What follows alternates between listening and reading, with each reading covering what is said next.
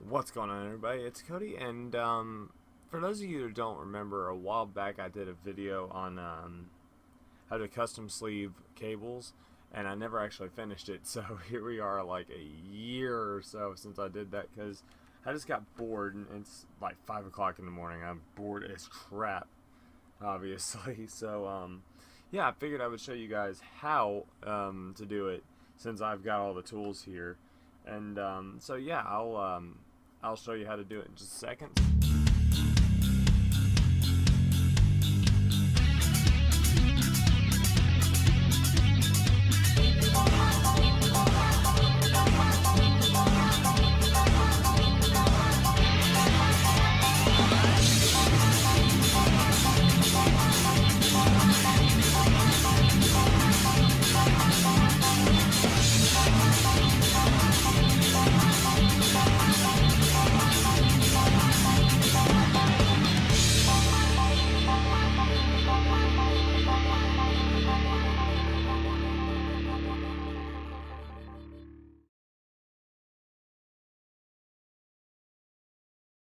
I'm gonna do something a little bit interesting. So I got a new phone, so let's see how this works. I'm gonna try doing this whole multi-screen thingy.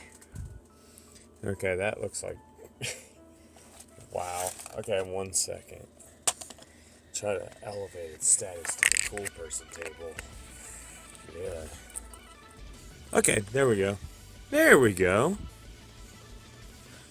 Okay, so tools you're gonna need. Obviously, I'll do this so you guys can see. Personally, I will use my little handy buddy here. It basically holds things for you, and as you can see, there's already a little piece of wire there, which will make my life a lot easier. And if you're gonna solder something, it's very, very useful. Since I've been in the mood to solder lately, since I've been working on cars and crap, you know, like maybe I should do a video channel on how to work on cars, huh? Anyway, tools I would recommend. I've got a butane soldering tool here, and it works rather nicely. All you need is a cigarette lighter and just light it. It's a torch, so you know you can imagine. So we got that. You're gonna need electrical tape, obviously. You're going to need some lead-free solder, because you don't want to use lead because you're going to be inhaling fumes, and it's not a good idea, and it's kind of all gross and shit. So then you're also going to want to get some heat shrink tubing. I just got like a 127 piece set for like $5 at Harbor Freight, which is great. You're going to need obviously some kind of a way to get old sleeving off of your cables, all that kind of good stuff. And I took these cables. They were still the blue cables from when I had Beast, and you know Ragnarok does not like having blue cables, and I still have a power cable that, or the main board's cables are still blue, and you know eventually I'll get to it. Now, other things that would be worth having, I'm doing my sleeving with some Black Widow patterned paracord, 7-strand paracord, and you can still use the traditional cable sleeving, the braided cable sleeving. It's just you have to spend extra money to get the kind that doesn't let light and stuff through. And you know when you do soldering as much as I have on these wires, you can see where I patched them up over a period of time, and it just doesn't look good when you can see that. So you know this is the fun way to do things. Now, as you can see here, I've already got some of the braiding already on. I've got like 2 strands left, which will be easy as pie. I didn't want to go through an entire video on how to do an entire sleeve, because this stuff can take a while if you don't know what you're doing. Anyway, let us go ahead and start with this one right here. As you can see, this multi-camera angle is also kind of interesting. Anyway, what you do, you just run your cable, but in this case I actually had a case of too much. So it's better to go over a little bit than not enough, in my opinion. So let's go ahead and take your scissors here. And don't worry about frayed ends, because you're gonna fix those anyway. Don't throw your bits away if you don't have to. That's another thing I forgot to mention. Now that you can see it right here, I have electrical tape on the connection because I cut off like a ding dong, so you got exposed metal right there, and you don't want that because then you can't see what you're doing. So yeah, awesome. It's gonna be epic. Now, the extra I cut off is gonna be evident here in a minute with the clip, because this little piece is going to be just a little bit longer. So what we're going to do is we're going to shorten it just a hair more, because I didn't like its length to begin with, and that's why I shortened it, because it was not completely flush. And I would be using my wire strippers, but I'm not going out to my car again to get more of my stuff, because I am too fat and too lazy to do that. Now, with your little clip, you're going to want to have just enough here to where you can still clamp onto your clips, or else you're not going to be able to hold it. And let me tell you something about solder. The shit gets hot. It gets really hot. Now, in this situation, it's good to use a magnifying glass, and since I have one built onto this thing, we're going to totally spin the crap out of it. Awesome. So, let's see. Let's get this crap off of here. Why do I gotta over-engineer every damn thing? Okay. Oh yeah, and the electrical tape, you go to Harbor Freight, you can get like 10 rolls of it for like $5.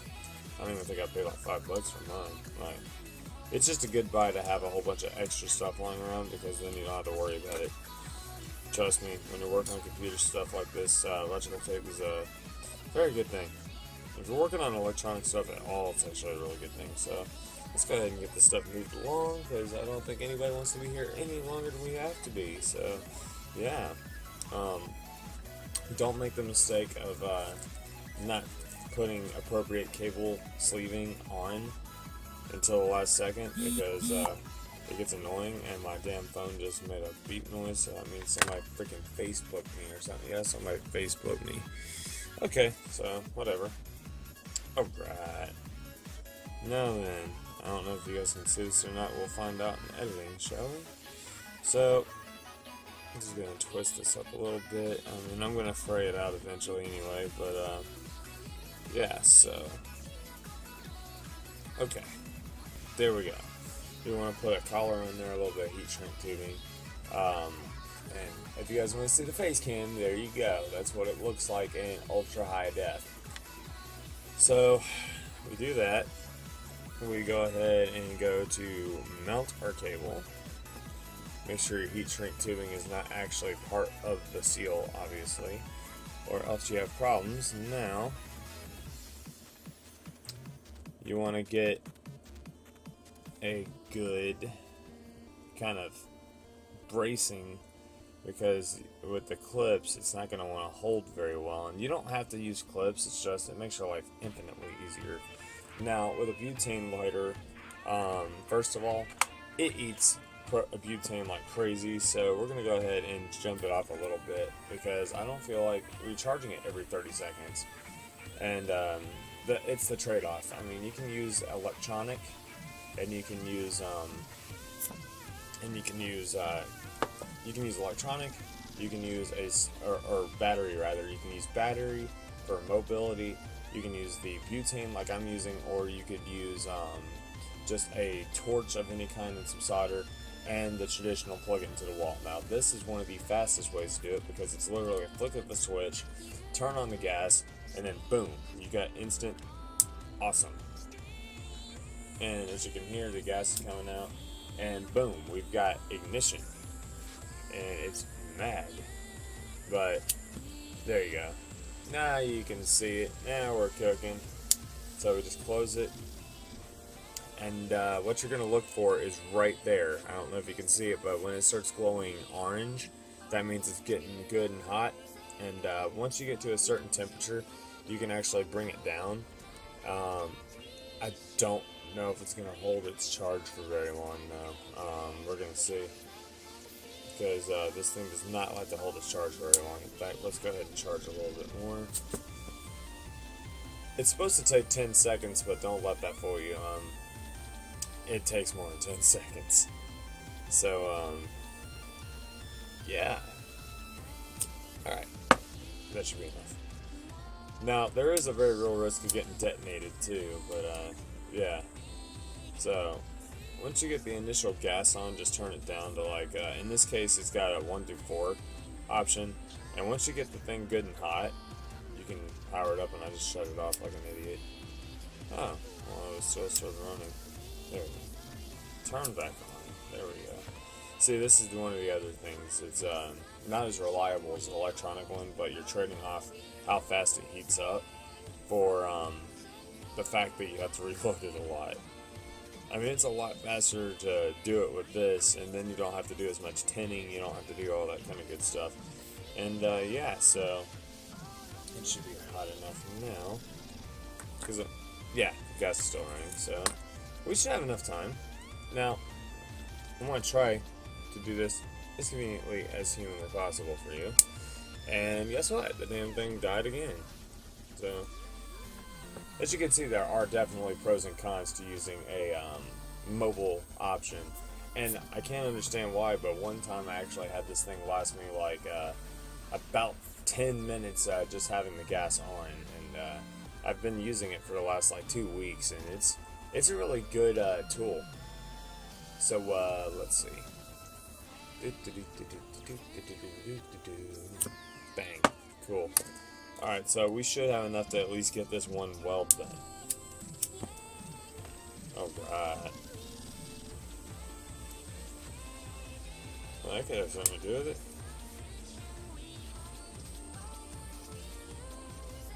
Alright, so now hopefully you can see what I'm doing here. I'm going to try to do this.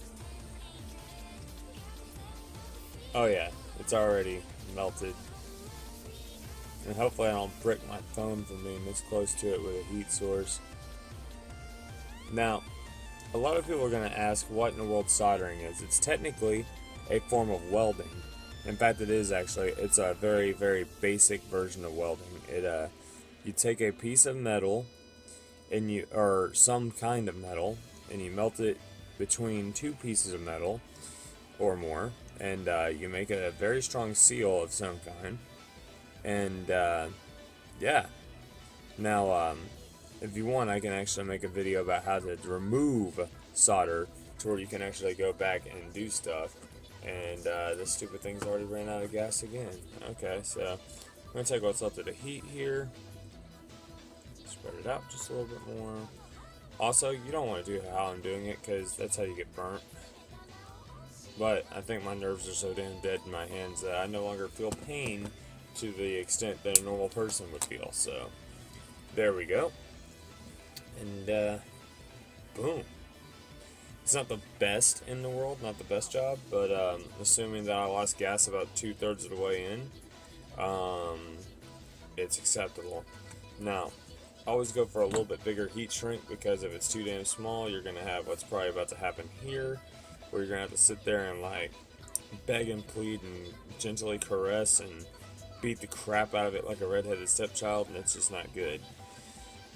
So yeah, I'm going to have to double layer this one, but it's not too bad. You just take your lighter and shrink it down. We got a nice foothold now, so we can actually use a bigger piece of heat shrink tubing. And yeah, that'll be great. So let's take some of this harder tubing right here. Don't know, I think I got that from Micro Center. I'm not sure where I got that one, but let's see. Right there. Boom. Just like that. This one takes a minute to heat up. Okay. Let's see. Make sure everything is flush. Any way you want in particular will work just fine. I personally try not to burn myself in the thumb with a flame. Drawback of being in a room with a fan, it's going to burn you. So, yeah. Alrighty. Alright. Now, as you can see, there is a little bit of extra area there, which we're going to address really quick. So, let's use a little bit extra. Yeah, let's use a little bit extra. Because here's the thing, from 10 feet away, you're not going to notice. Only person that's going to notice is the person that put it into the system themselves. So and this translates to anything. If you're cable sleeving and you're putting it behind a dash in your car, it's not going to matter what it looks like. The sheathing is more to protect the cable in general from being abrased and stuff against, and just having your entire day wrecked because your radio stopped working. So it's more, this case, it's more for show, obviously. So we start at the end of the cable where the sleeving stops, and basically just work your way up to the front. And I should have showed you how to remove the pins, but there's more than one way to do it, and I usually do every way but the way it's supposed to be done, because my pin removing tools are actually quite annoying when it comes to the pin removal process. So yeah, and there you go. That is a complete cable. So we go ahead and this one looks to be a negative or a ground, so we just run it down, find the ground wires, and the ground wire will be right there. And you just kind of go in and align, and boom, just like that. Now you want to make sure that it goes in too, so your pins may or may not be actually a little bit distressed after you remove them, so you're gonna have to brutalize it just a hair. I mean, you don't have to do that, but if you've ever had to work with a loose Molex connector, you'll understand and sympathize with my pain, because you can actually brick a computer if a cable isn't completely seated where it needs to be. So it's better to make sure everything's in place, and since I don't actually have, there we go, I never was very good at seating these cables, so basically you just want to jam a pry of some sort in there to make sure that those little pins don't pop out like so. And if it doesn't do that, just keep going until it stops doing that. And this can actually be one of the longest parts. Let's see.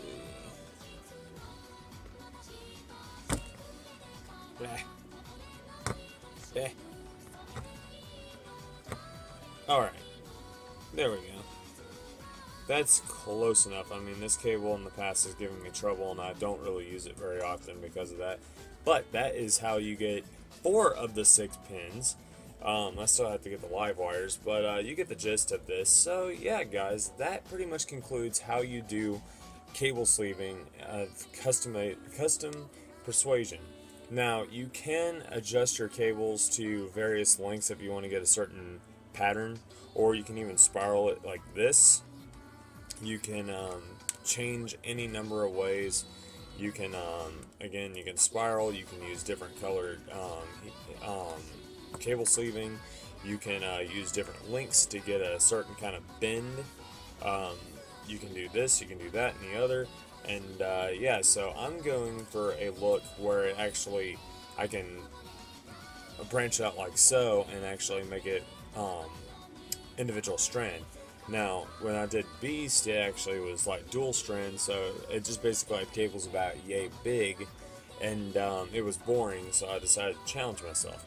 Anyway, guys, that is going to do it for the how-to cable sleeve videos that I said about a year ago, or at least a year ago, that I was going to do, and I finally did it, so yay, huzzah. So, yeah, be sure to like my channel, rate my videos, like the videos, subscribe, and check out my Vocaloid stuff, and I'll see you guys in the next one. So, have a good one, guys.